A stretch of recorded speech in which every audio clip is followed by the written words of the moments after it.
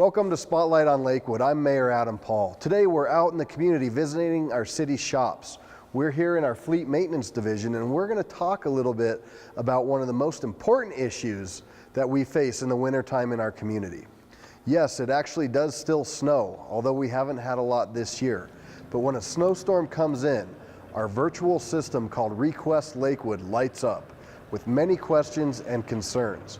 As your elected official, it's important that we address these concerns because in years past, there's been stories of mayors actually losing their jobs because of lack of snow plowing in the community. I'm joined here today by Kyle Beck, who oversees this whole operation, from snow plowing to street maintenance. It's quite a big job. Thank you for being here with us. Absolutely. So when a storm rolls in, talk to me about what that looks like for you and what you start to experience. So one of the first comments that come in through the Request Lakewood is, why hasn't my street been plowed? And so the Lakewood Snow and Ice Division is responsible for 126 miles of Priority 1 routes in addition to the 126 Priority 2 and 3 routes. Priority routes are streets that are plowed and sanded during every snow event. Priority 1 routes are plowed and sanded first, and those streets consist of Union, Garrison, Alameda, Jewel, 20th, 26th, just to name a few. Kind of the main drags. Yeah, and now there are several streets in Lakewood that people think that are a Priority 1 route, but they're actually the responsibility of CDOT, and that is 6th Avenue, Morrison, 285, Kipling, Wadsworth, Sheridan, Colfax, I-70 and C-470. So that's important to note because a lot of times people will say, well, why isn't Colfax plowed, or what's going on Wadsworth? And you actually may see a Lakewood plow going up and down, but the plow's not down. It's because it's not our street. Exactly. It could be several different reasons. One being a state highway. The other that they're actually just cutting through another zone so they can get to their priority route, as well as they don't want to sand off anyone or plow anyone else's material off the road. So it'd be a waste of time and material if they put their plow down just to plow someone else that just sanded. So you listed Priority 1s, or kind of gave us a little bit of an idea what those look like. But as you get into the higher elevations of Lakewood, do those streets that may not be as well traveled, do those become Priority 1 as well? Yes, so we do have a Priority 2 and 3 route, and those consist of streets within a school zone, business, minor collectors, and hilly residentials. So that's the key thing, is hilly residentials. Now there are an additional 240 miles of residential streets that are only plowed when there's a significant depth of snow that impede vehicle mobility. Okay. So also with that depth of snow, do you also look at the forecast and say we're going to have a lot of snow and it's going to be very cold for the next couple weeks? Do you try to get into those 2 and 3 routes to get some cleaning up because you know you're going to have that residual snow for a while? Absolutely. So again, Priority 1 routes are our main focus, and we will not move into those Priority 2 and 3 routes until we feel that the Priority 1 zones are safe. So once we get into those 2 and 3s, then we want to be able to plow off enough material as well as put down our material, which is a salt sand mixture or straight salt, get that down so we can feel that traffic can get through with safely. So when you get into the neighborhoods, people dig out, they get their driveway done and their sidewalks done, which they have to do, right? Sidewalks have to be plowed, or sidewalks have to be shoveled by the property owner, is that correct? Correct. So residents are responsible for clearing their sidewalk within 24 hours of the storm ending. If the sidewalk has not been shoveled and you'd like to report that location, you can go to Request Lakewood, log into lakewood.org, click on the customer service link, and then find the streets and sidewalk snow removal link to report that. Okay. So I know a frustrating thing for the community can be they dig out, they get their driveway done, they get their sidewalk done, and all of a sudden the plow comes through and pushes a windrow right back in front of everything that they did. I'm sure you hear about that. Yes, windrows are the necessary evil to all storms. A windrow is defined as a line or pile of snow that is created by accumulation of the plow, and then that material is transferred to either side of the vehicle. So typical residential, you have an adjacent sidewalk to the street where the windrow is placed near the flow line, blocking the driveways, bike lanes, and turn lanes. And so unfortunately, the crews cannot remove those windrows. There's over 40,000 driveways throughout Lakewood, And if our crews actually stopped to remove those windrows, we would never finish plowing our priorities until days after the snow event has ended. Certainly a catch-22, right? You want to be able to get out of the street. The plow comes through to help with that, but in the process, you create a windrow, which is just something is unavoidable. Yes, that's correct. And what I always like to remind people is that always be polite and courteous to the plow drivers, because the fact is they have to go home after a 12-hour shift, and they also have to maintain that windrow that's placed in front of their driveway. So in conclusion, removing windrows is an inconvenience, but it's worth living in Colorado, and clearing snow is always going to be a part of living in Colorado. Yep, it's part of that's partly why we love this community so much, right? That's right. The 4 seasons, and we enjoy our winters. Talk about bus stops. Does the city of Lakewood take care of those and shovel those out? We do not.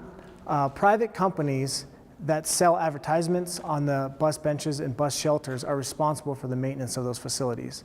So the city does not maintain those facilities, but we do take those requests in on Request Lakewood through the customer service link, and then instead of street maintenance, it's going to be bus benches and bus shelters that you'll click on that to report any snow removal. Yeah, that's really important. So it's still a one-stop shop, whether it's our responsibility or not.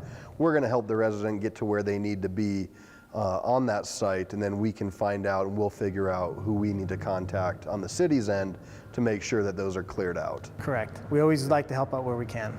So after a snowstorm, we have residual snow, and even with the sun coming out, there can be north-facing areas or areas where ice and snow has built up and needs some spot removal. How does the community reach out and let you know where those might be? So yes, when we see those requests in for snow and ice accumulation, we do have to wait till all the priority 1, 2s, and 3s are cleared, as well as the 80 miles of bike paths that we have to maintain.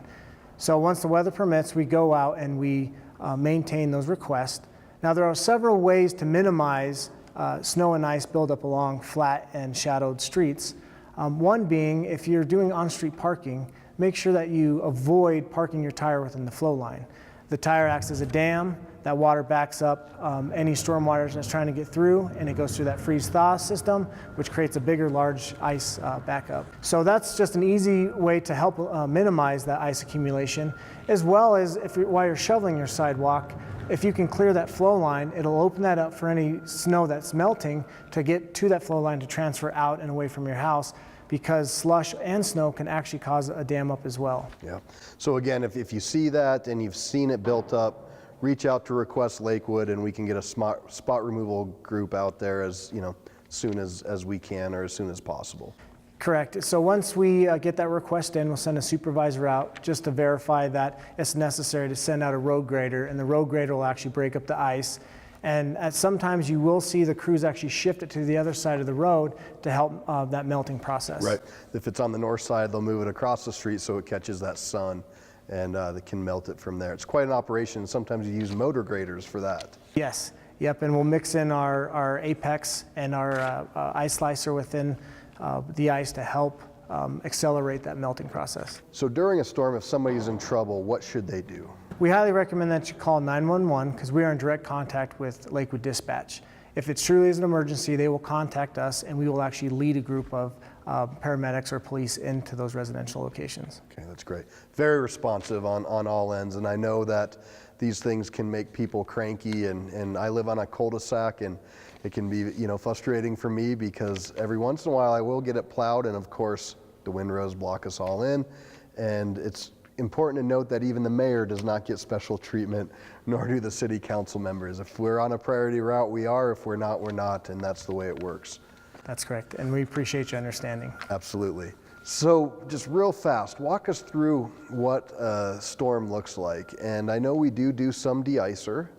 So if we know that a storm is coming, what streets usually get that? Is that a priority, or? So I am always in contact with our Skyview Weather, who does our weather forecasting, as well as I'm always checking our online resources as well as the news. So when I see that a storm event is coming in, we get the crew together, we do some pre-planning, and if necessary, we do what they call an anti-icing, which we do a pre-application of our Apex material, which eliminates that bond between the snow and the road. So prior to the storm, you'll see our tanker trucks go out and actually apply this material down. And following that, once the storm event occurs, we'll actually switch out those tankers to battle the storm with our de-icer, which is ice slicer. Great. And do you have selected routes for those, or are you expanding every year? So the streets that get the application of the anti-ice is our arterial streets. So there are our priority one, but strictly arterial streets. Okay. Well, that's fantastic. And then, so once that happens, then you're in full gear, 12-hour shifts. And how many trucks would you normally have on the road with these big plows on them? So our 12-hour shifts are from 3 a.m. to 3 p.m. and 3 p.m. to 3 a.m. And we have 26 Lakewood trucks. Then we actually have 5 contractors that come in to assist during a major event. Wow, quite an operation, a lot behind it, a lot of great folks who are out there making sure that the rest of the community can be safe and that travel can happen. So thank you, and thank you to your crews. I hope you enjoyed this segment. I learned a lot. And again, I think it's important to note that when you have questions or you have issues, please feel free to reach out through Request Lakewood. The system is available 24/7. You can use it from the comfort of your home. You don't have to get out and come down to City Hall. It's a virtual City Hall right there at your fingertips. I hope you enjoyed this segment. Don't forget to follow us on Twitter and Facebook. And remember, together we'll do great things.